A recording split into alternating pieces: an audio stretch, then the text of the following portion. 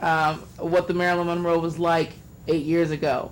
I mean, how have you fine-tuned her? I mean, when you first started, were there things about her that you didn't like, or that you've changed quite a bit about her? No, I always kept Marilyn. I always kept. This is the two. There's a couple of things. Visually, it's Marilyn Monroe, but on the inside, it's Norma Jean, the little girl. Okay, there is a sweetness in the smile, and a vulnerability in the eyes, or sweetness in the smile and a sadness in the eyes. It's that kind of it's a layers. There's layers of Marilyn, you see, and a lot of lookalikes or impersonators only capitalize on the outside, making Marilyn like, Well, that's very obnoxious and that's very ostentatious. And Marilyn's motivation was love. She didn't have the love that little girls need when they're growing up. So she was not ostentatious. Her motivation was love, and she wanted love from the world. But how do you get this motivation? You didn't know her. No, I didn't. And that's why I read books, I saw documentaries, I watched films, and I also talked to people who had perhaps seen her at one point. And I remember asking, I was in a fabric shop in San Antonio, Texas, of all places, my hometown. There was a little Japanese lady working there at the fabric shop, and I explained to her what I was doing, and I said, well, I'm recreating Marilyn, and she goes, oh, Marilyn Monroe. And she said, I saw her in Japan when she and Joe DiMaggio came to Japan for their honeymoon.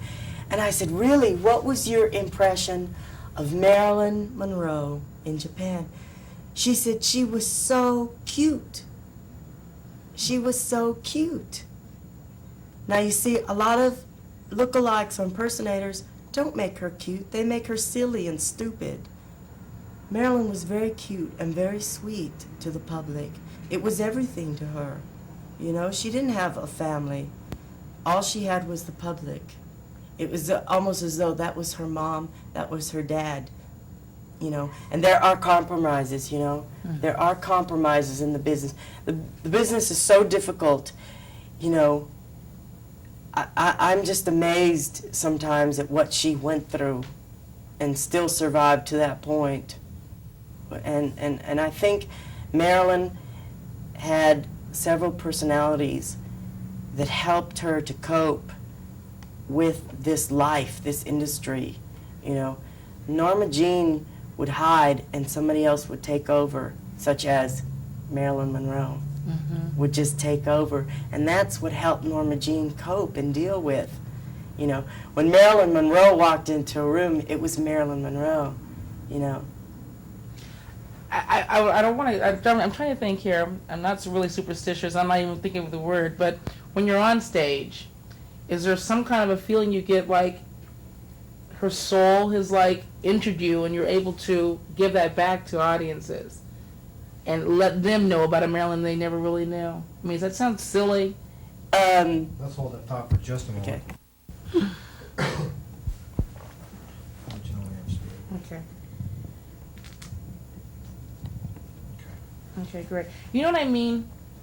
Yes. Marilyn's soul has not invaded me.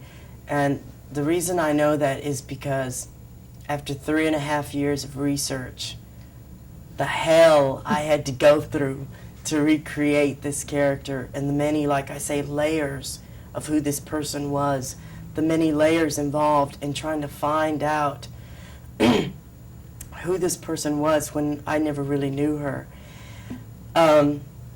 There is no weird thing that comes over me. I don't even sit around at my house, and I don't even have a shrine to Marilyn.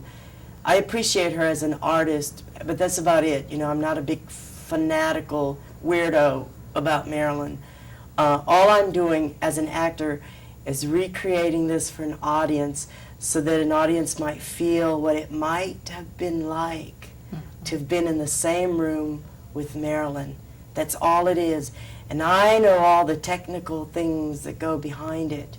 I wish it was that easy. I wish that her soul would have invaded me, because it wouldn't have taken me 3.5 years to do it. you know. So it took me a long, long time. Not only the makeup, but also just the presentation and the personality that I had to like pretend to be that person that I'm really not.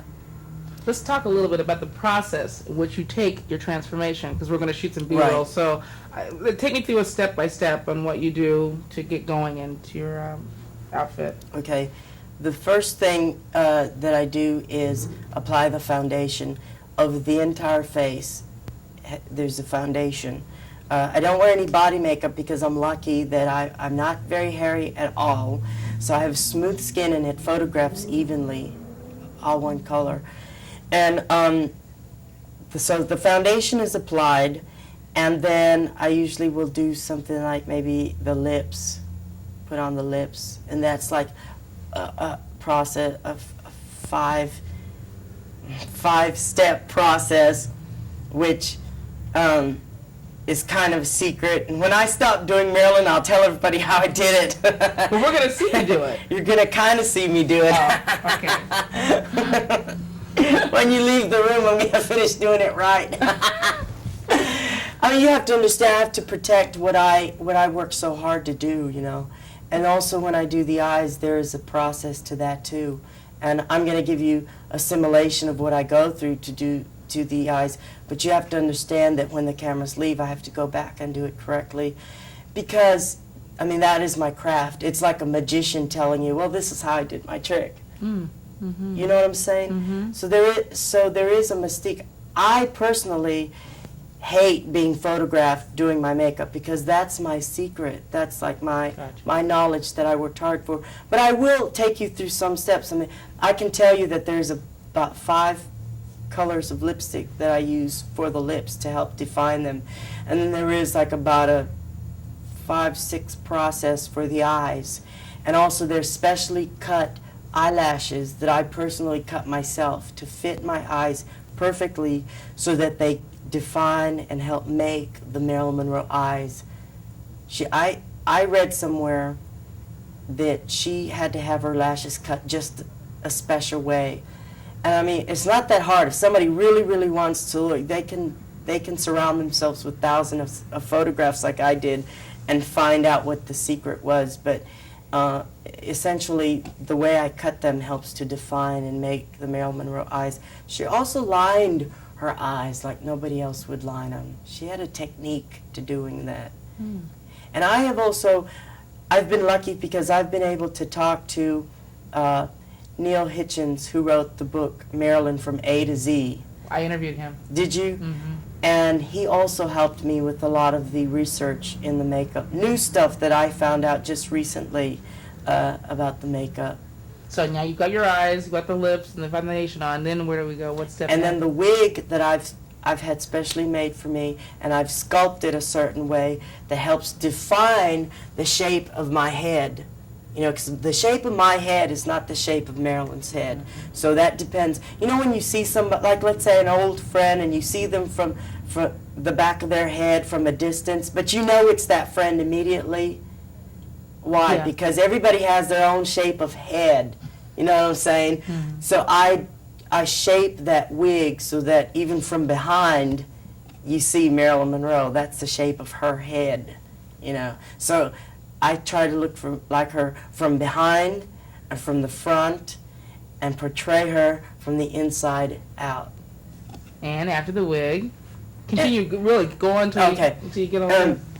Okay, then after the wig, I have dresses that are specially designed and constructed to reshape my body into that sex goddess's body. I mean, I don't really have a great body, you know, and that dress, and like the breasts are built into the dress. I'll give away that secret, okay? I mean, it's like almost like, you know, origami. You know how Japanese, they'll take a piece of paper and they fold it and then they blow it up and it just goes into a shape. Basically, the dress has its own shape, and I put it on and it gives me the shape, basically, and you zip it up. Oh. You see, I'll give away that secret. And when it's all done, how do you feel? Uncomfortable. I feel uncomfortable, and that's why, like, Jimmy feels all that. Then it takes the technique of the actor to put that all aside and be Marilyn. See, that's, I mean, I feel uncomfortable and girded in and cinched and with this wig around my head, and I see the audience still through Jimmy's eyes, you know. My eyes see, but then the audience, I have to realize, is seeing me a completely different way. Yeah. So that's why from within I've got to pull and use my technique as an actor to pull this off. You think if she was still alive today, would she appreciate how well you do her? Yes, she would, because years ago she was taken to Finocchio's in San Francisco years ago, and she was very excited about going there to see an impersonator that was doing her, you know, playing her, and she was excited to be there, but evidently the impersonator was so bad she left in the middle of the show. And so at least you can say she was excited to see it, but it was done so badly that she left. Mm-hmm. So you're confident that if she came to your show, she'd... Yeah, I approached it also in that fact is that if she did come to see the show, I would be able to look at her straight in the eye and say, I know you're proud of this because I worked very hard to do this. And the same thing with any other character that I do in my show, the vocal recreations. I feel that I might spoof them a little bit in the vocal before I sing, but vocally, I've worked hard, like, you know, months, hours, days to recreate these voices. And I'm secure that anybody that I do in the show, whether it be Cher or Eartha Kitt or Barbara, it's like when they have like shows on Elvis Presley, you know, like a show, you know, and they never get an impersonator. They don't get lookalikes. Because how are they going to carry off a role, you know? And well, I would see that and say, well, there's no way I'm just going to be like a Frehley lookalike. Because at first, when I developed Marilyn, I was like working so hard on the visual and then trying to find out who her character was, but, you know, it was like the both at the same time. And then it was just for parties, you know, and I thought, no, it has to get better than this. It has to be more than just showing up at a party. Because then they were calling me for parties all the time, and I thought, this is stupid. Yeah. There's got to be more to it if I want a long career at performing, you know. Are you lit the way you want to be? Don't let us interrupt you. Just go No, about your yeah. thing. I know. Well, these lights are great. You like them? Yeah, There's they're little great. pick on, so, well, you know what colors you work with already, so. No, I know how I to don't want do that to throw you off. Yeah. Me. If it was anything other than, I mean, what would you think, Jimmy Jane? What do you think that? I mean, it's not Jimmy Jane's a TV show. Give me a break. Huh? Except for the party tapes. I am pretty like bad about logging on. And I cannot understand. I'm on the one of these parties one time to see how hard it is for you guys to all the tape. It isn't hard. It's just that you don't think about doing it at the time. And who wants to go back and do it? You certainly don't have time when you're getting ready to write the piece. And no one wants to go back and look through all those tapes. But like bigger shows, the Grammys, you'll find a log. Oscars, all log. Emmys, like log. Thank God, I must be very so forward I still don't know the words to one of the songs. People. I mean, like, you live here in this town, I live in LA, Westwood, Century City area. and then you just distribute this out around the country. Our offices are in Burbank, and we have facilities, editing facilities and satellite facilities, and we have a daily feed, just much like ET does every day. Half an hour every day, we stick it up.